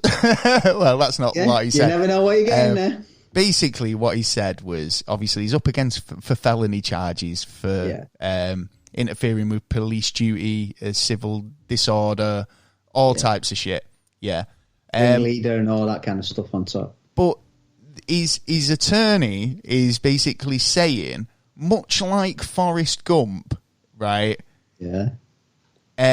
Jake was invited to the building by the president, or the former president. He was invited, like everyone else, they were all invited, and he likened it to be like when Forrest Gump won his ping pong tournament and they all got to meet the president. Yeah, couldn't see Kennedy, and he can't see the difference. Why? How that's not the same? But he cited it as a reason why he should be let out. Is his lawyer on drugs or what? I think he's just as nuts as them. I think he needs to go and see his lawyer. Get a new lawyer or something, because that can't be his only. He was that lawyer in Simpsons. He was the Simpsons lawyer. What was he called? Lionel Hutz. It was Lionel. Something like Dirt McCoint or something. No, it was Lionel Hutz. Lionel Hutz. Yeah, Lionel Hutz, attorney. I think that's who he's got. Yeah, it sounds absolute like it, because pudding. That can't be your only statement for the charges. If that's the only statement he's put out, he was invited for the charges. He's going down. There's been another QAnon thing, hasn't there? What's this about Oprah Winfrey? This interview with Harry and Meghan has triggered a bizarre QAnon conspiracy, apparently. All right. So there was obviously, it was a bombshell Oprah Winfrey interview with Prince Harry and Meghan. People saying it was compulsive viewing. I didn't really watch it. But I'm actually recording it right now. I know. Yeah, you were hooked. You were like, I love a bit of Oprah. No, You've got a car. You've got a car. I don't actually like Oprah. I hate to say the American viewers, but I don't like in particular like in their first when she first come out and that he was like, yeah, you're an all right, but like she's a very shrewd businesswoman.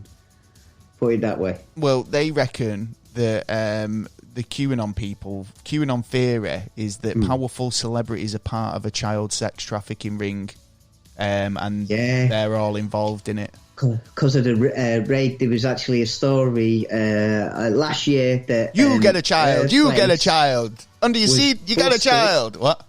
Apparently, her place was busted, where downstairs there was a sex ring, children and that. But it ended up turning out being it wasn't her, but it was one of her neighbours.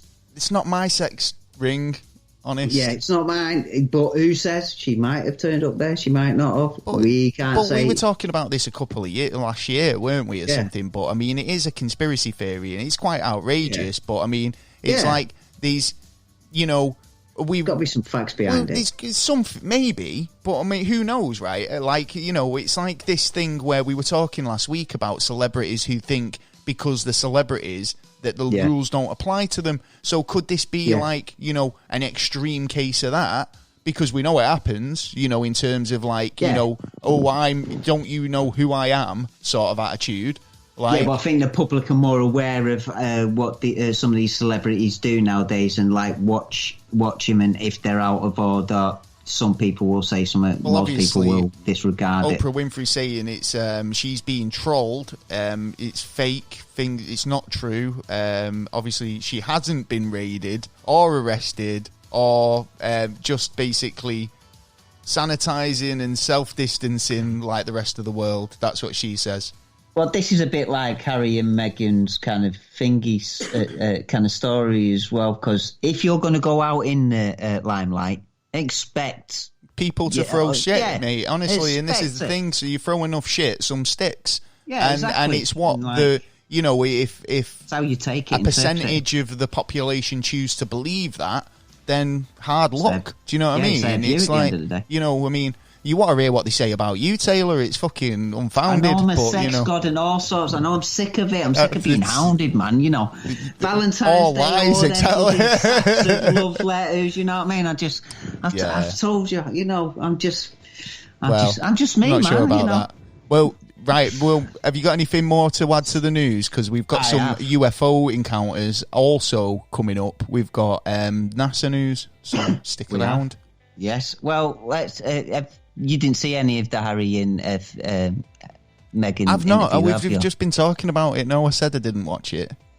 Well, there was one part that there was more people concerned about. That apparently one of the members of the royal family of the heads, and it's not the Queen or the Duke, apparently, had actually asked about the colour of the baby, how black will the baby be? And that. Seriously? Yeah, seriously. What one of them? And that's why. Do you think this is why they've Harry and his took them away from sort of distanced themselves from the royal family?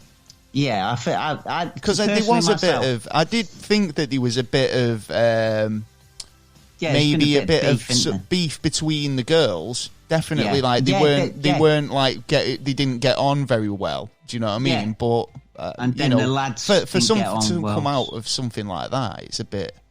But it depends how it was put in context as well. I mean, was it put as a okay? Well, when you said it was somebody from one of the royals, straight away I went, it's got to be Prince Philip. Do you know what I mean? Like he's known for saying shit like that. Well, I was thinking Prince Andrew myself. So but that's another story. But apparently she's been depressed quite a lot, and especially through the pregnant stage as well. And she's had the sort of like mental breakdown thing as well. But I checked this out a couple of months ago about women who are pregnant. What are the signs of their, the stress and with all the changes hormones and the chemicals and stuff like that. Yeah, and it turns out about 1 in 1,000 women can turn psychopathic. Oh, mate. I'm gonna just say you're on thin ice here, bro. Right. Just a study that come out and said 1 in 1,000 women who would be pregnant I've know this. But it's not personally, but I've known a few pregnant women in my life. And 1 in particular definitely filled that category. Yeah, definitely. She just put signs on the kettle saying, and this was like at 4 months. You know what I'm saying? Don't touch this kettle. I might need it for when I go into labour. I'm like, I want a brew. Do you know what I mean? You've still got months left. Chill. Do you know what I mean? Exactly. There'll be fluffy towels away. Do you know what I mean? Don't worry. I can't imagine how much chemical changes that are going in there. You know what I mean? You got to think about when you were a teenager and growing up, and all them little bits of chemicals, they were bad enough. Imagine a woman being pregnant, it must be 10 times as much. Definitely, you know what I mean? Yeah. So where were you going with this, Sailor? Well, nowhere. She was actually, she felt like she was sort of mentally tortured in the royal household. And I think this is I think that could be down to a number of reasons. Do you know what I mean? You're in a different country. You've been a part. No, I'm not saying she was a party girl, but she's had a free lifestyle where she was, even though she was in the limelight, she was able to traverse the LA and go to clubs and nightclubs, and she had a social life. And all of a sudden, now she's got to be this fucking. I mean, being a princess. Oh, it sounds every girl's fantasy when they're a kid or whatever, and some even when they're an adult. But the reality of that, do you know what I mean? Very much different. I don't even think we can consider on what the royals have to go through, because it's down to. I was watching Paul Boyle, I think his name. No, it's not Boyle. It's something like that, though. Who used to actually look after Princess Diana, and he was saying, I know what you mean. You know, I'm on about Butler, and he was saying like they've put a drop of blood in the water full of sharks, and now they're just going to surround and just, you know, nip here. They haven't got the protection of the royals no more. You know what I mean? I mean, Charles ain't even talking. Seems to be doing all right. I'm sure they're getting, you know, like I say, mate, it's like it's got to the point now where if they put fucking Prince Harry on and said, live, pay for view, Prince Harry takes a poo, it'd fucking sell out. Do you know what I mean? Asked for it. They've got, there's consequences for your movement in actions at the end of the day. Yeah. I mean, they don't deserve a lot of it, but like she was saying again, to do with the British press, which I can understand through Harry.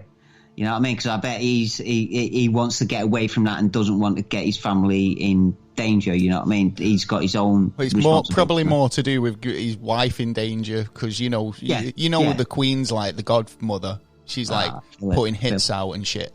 Yeah. Well, anyway, moving on. We've got this story here talking back to UFOs and abductions. Recently. American football quarterback for the Cleveland Browns, Barker Regan Mayfield, came out and said he saw a UFO. Announced to the world he saw a UFO on Wednesday night. He went to Twitter and put the story out there. I mean, he's in the limelight, and you know he's had a bit of backlash. But Neil deGrasse Tyson has been giving it a breakdown. In an interview, and he's been saying, you know, going through the story and what's supposed to have happened. It's the problem, isn't it? Because this is the thing. It's like Phil Spencer in his UFO. It's like if you've 100% seen something, then. Well, there's a big difference. There's a big difference back then. You had less people who would believe you or would back you up. Now there's more of. People are starting to understand why back then they were like, well, I want to question this. What is it? And they're not getting no answers. I look into it. Every time I look into something, I either get blocked off or someone threatens my family or something like that. You know what I mean? So now people is more open to what's actually been going on and more evidence. I think this is it. When you see things and you cannot, cannot dispute what you've just seen. It's like you can't. We need an answer. This is his original tweet anyway. Almost 100% just saw a UFO drop straight out of the sky on the way home from dinner. We stopped and looked at each other and asked if we just saw it. Very bright ball of light going straight down out of the sky towards the Lake Travis. Anybody else witness this? Yeah. It had 43.2 thousand likes and 6,000 retweets, 6,000 comments. It, obviously it raised a lot of kind of eyebrows. So, I'm glad that the Star's done it, even though he might be mistaken. It could have been a meteorite for all we know, to be honest, because we are having a lot of meteorites at the moment as well. So there's been quite a few photos of meteor. But it depends on how he describes on how we've seen it. If it had a streak behind it, massive streak, then I'd say, right, it probably is a meteorite. If it didn't have a massive streak, then, it probably is something differently. Well, because don't forget, he said UFO. It's unidentified flying object. He didn't say it was a saucer or anything like that. Well, apparently, so I'm pretty sure this one, I think, is it Colin Cowherd? I'm not sure if he's kind of like manager for the team.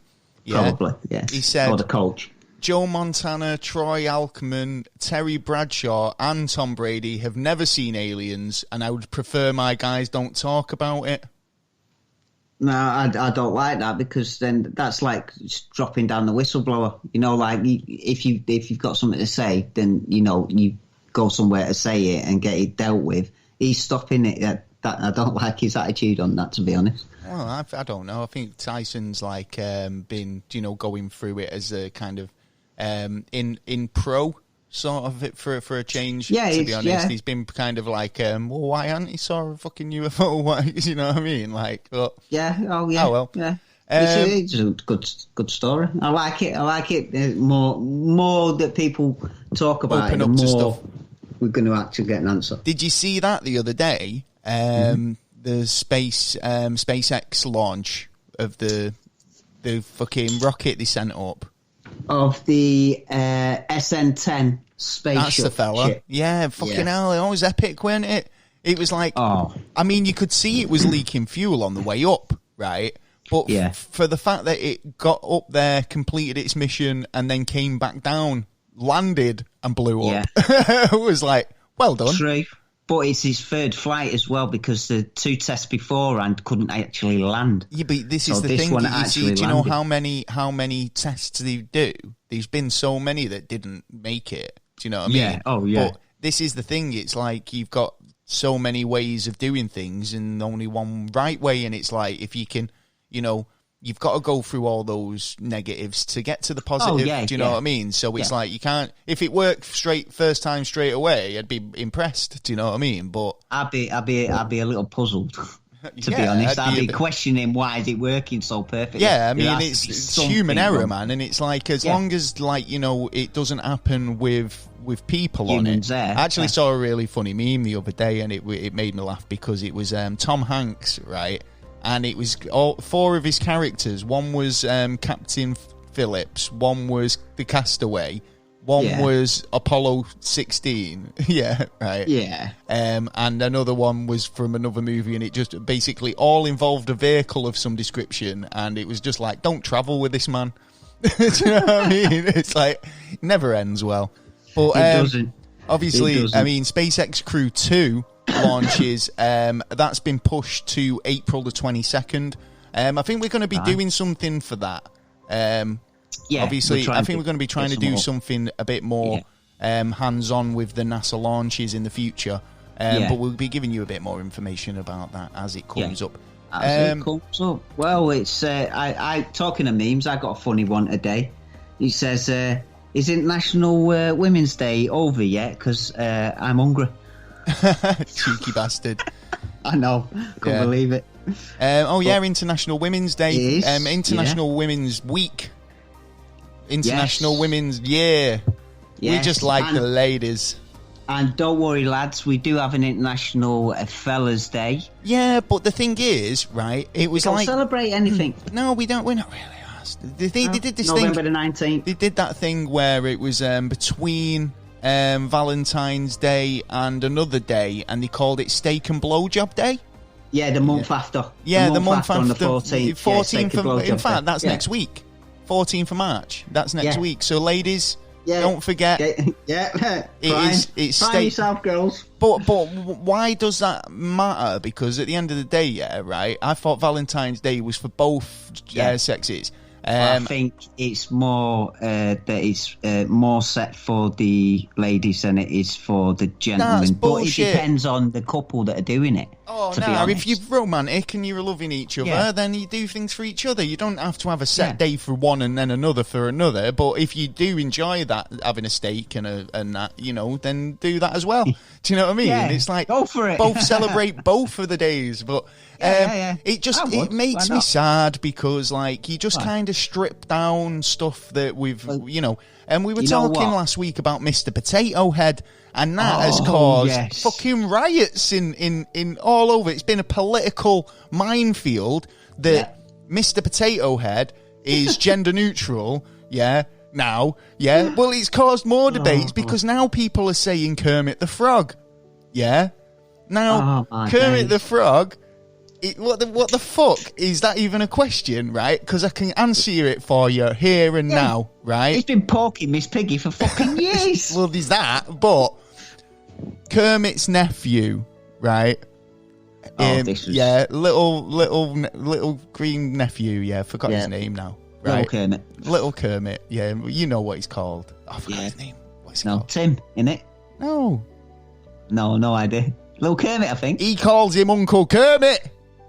Uncle Kermit. Don't call him fucking Auntie Kermit, does he? Or gender neutral Kermit. I don't know. Behind doors, mate.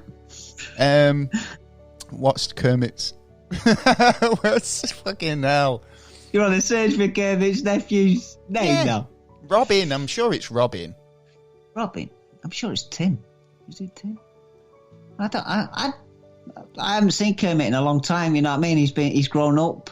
He's called kids. Robin the Frog. I was right. So Kermit's nephew, he's Robin the Frog, and I'm sure he's referred to him as Uncle Kermit. Okay. Yeah. So that answers the question straight away. Next, you'll be saying, is an action man gender neutral as well? Because it's not anatomically correct and doesn't have a todger. Now, aren't you? Right? You've started a fight now. You'll be talking about Care Bears next. Doesn't matter, right? The fact is, right? You're confusing the issue, but anyway. Yeah, it's inanimate object. It has no sexual alteration. Toaster. You know what I mean? Yeah. Well, it's crazy. The world's gone fucking mad. From Ganymede to Titan, yes, sir. I have been around, and there ain't no place in the whole of space. On Cassini, it seems Cassini's been doing its business. Cassini's one of those that's been out there for such a long time now. Yeah, it has. Yeah, and it's done a really good job. Do you know how many photographs that's taken? Hundreds of thousands. It's literally sent back high def video of planets and oceans on other planets. And what we need. It's so amazing because it's just done a flyby of Saturn's moons. Right, one of Saturn's moons, Titan, is believed to have a methane sea. And they're thinking more like our sea as well now. How do you mean? Like, you mean obviously if it's liquid water? Yeah, but they're now saying that a new study come out about a month ago stating that they believe now with the prospect of there being life on that moon that they're now getting indications from sensors saying that the ocean beneath is more like our ocean than we first believed because of what you were saying, because it is a methane-based, place. But apparently they believe that they don't believe the same as Mars. They don't believe that they're going to find big things, but they will find microorganisms and stuff. But they're saying like Titan's largest moon. They say Titan's foggy. They're basically going to be sending in a helicopter, in 2026 mission, right? Oh, I'd like to see this. As well as basically a submarine. Yeah, they're going to be sending a submersible in there. Yeah, which is amazing. Yeah, and it's going to be traversing, dodging hydrocarbon icebergs, exploring for ancient fragments of organic life. We're living in a magnificent time for doing all this kind of stuff, man. You know what I mean? And we might not get all the answers back, but we're going to get at least a good positive or negative answers. Now, obviously, they're sending the helicopter to Mars, but I think that's amazing. But like the fact that they're sending some submersible to Titan is just beyond me. I mean, Titan and Saturn's moons, they just look pretty amazing. Like that whole I mean, Saturn's great looking planet with its rings, and it's got, I think Cassini's been looking for life. It's been trying to find exoplanets, and it's discovered so much. I mean, it's really, really done a good job, but it's basically just past Saturn on, I think it's coming towards the end of its life now. Yeah, there's a new dish that they were looking at. I can't remember the name of it. Yeah, it's going to be like a super telescope. What it is it's about 9 pieces of glass, and then there's one sensor in the middle. So like how they do out in the Nevada deserts and stuff, where when like, and they split them apart into different direction and use it as a one point. Yeah. That's what they're doing with the next generation, and it should be due really soon. I think it was cancelled a little bit because imagine working there was on a that few for issues. all them years, though, and just being it must have been a real feeling of achievement to get. To be working on something that's delivered so much data.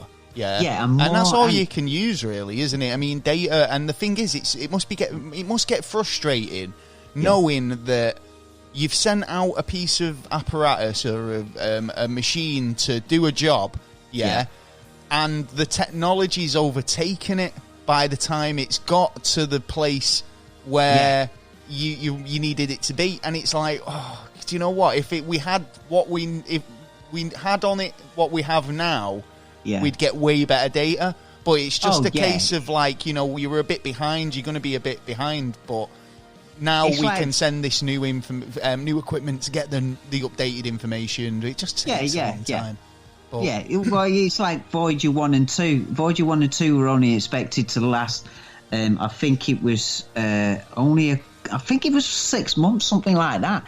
Weren't designed to last that long. But look how far it's gone outside our solar system, and he's still bringing us data now. You know what I mean?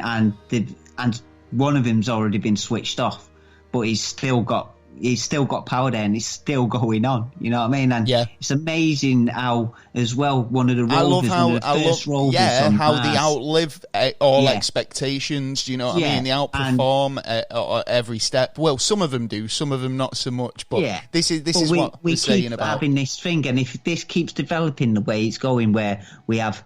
We're expecting it to only last so long, and it lasts a hell of a lot longer. We're in a good frame for our future. Yeah, exactly, because it's only going to deliver us more data than we originally expected. So it's all good, isn't it? I think it's it's great that they're doing this sort of stuff. I think it's going to be a really good, interesting experiment, sending a submersible to this ocean. We'll soon find out, like, if there's any life, because as soon as it plops in there, it's going to get eaten. And we're going to be like, what's this tasty snack? There is something there, but unfortunately, we only got a blurry photo of it on a moor, and that'll be it. And it'll be like that mystery of Saturn, the Titan's Titan swamp monster. Was it Russia that? Yeah, I think it was Russia who in the Antarctic dug that hole, and then they found that there was some kind of creature in there. Oh that was it was a species. Basically, it was like. In fact, we'll have to talk about this another day. But because I know a lot about this, and if I start going into it, we're recording another episode. So, right. Okay. Then. Unfortunately, but it pertains to a species, basically a creature that they found at a depth that that shouldn't have been surviving. It was an octopus type creature with more legs than 8, and it was able to almost kill one of the crew, or if not more. Didn't it shape itself like one of the divers as well? Apparently, it was able to kind of mimic the way the divers moved in the water. It was and I think it's not all out there. I think they called it this planet like as well. Organism X or something daft like that. But I think there'll be something we can talk about definitely another time. Yeah, there's got to be. They must have gone back. They must have gone back and had a little like. Well, whether that was legit or not, but I mean, I remember seeing that. If you like what we do over here at the Never a Straight Answer podcast, you know what to do. You can send us an email and get in touch. We're available on email at neverstraightanswer@gmail.com or neverstraightanswerpodcast@gmail.com. Both get us on there. We're available on also social media platforms, including Twitter and Instagram. NASA_Never for Twitter and Neverstraightanswer for Instagram. If you'd like to support us and hope that we've proven ourselves to you tonight, then you know what to do. Get over to patreon.com/neverstraightanswer there, and you can help us by becoming a Patreon. We've got a few tiers from $1 to $5 to Hey Big Spender. If you've got deep pockets, then you know. Yeah, spend as much as you love us. Yeah, probably not a lot then. Or if you want to buy us a coffee, you can get over to Buy Me a Coffee /NASA Pod. Hell yeah. It's all good. Helps us provide. It helps us keep doing this and keep getting episodes out every week for you guys. So show your support. People who have we done only do it for you are Big J. Yeah, Big J. And Dunk. Dunk, yeah. Big shout out to our original patron, Mr. Swoosh. Yeah. Swooshy wooshy. I need to speak to Swoosh. I've got something that'll revolutionise his life. He was down my area the other day. He was biking up here, I've got a product for him I need to recommend. What, air products? It is actually, yeah. We know you're going to be shady on top, mate. Oh, don't be tight. I'm going like that. Don't fuck you. Same, mate. So I'll recommend it to you as well, actually. It's not a sponsored segment. Like I say, get in touch if you've got any questions or comments or suggestions. We're available on all podcast platforms, including YouTube, where we put additional content. Make sure you check out the website at neverstraightanswer.co.uk, where we put blogs, downloadable content, all types of manner of stuff. And if you know what the chain connection is this week, get over there, send us your answers, and we'll catch you next time. We've got a busy week this week. Yeah. Yes. We're live on Saturday night, and we will be providing links, so make sure to tune in for that. All for good cause and all to support children in need. And well, it's not for children in need, it's for comic relief, but children are in need. Do need. Yeah. It's confusing, isn't it? It is. There's so many charities though. It's for red-nosed kids. Yeah. Sports Day. Sports relief. Comic relief. Yeah, Red Nose Day. Yeah, that's the one. Yeah. Right, anyway. We'll catch you next time. We've got a brilliant episode next week. Yep. I've been Gaz. I've been Taylor. We've been the Never a Straight Answer podcast. Peace.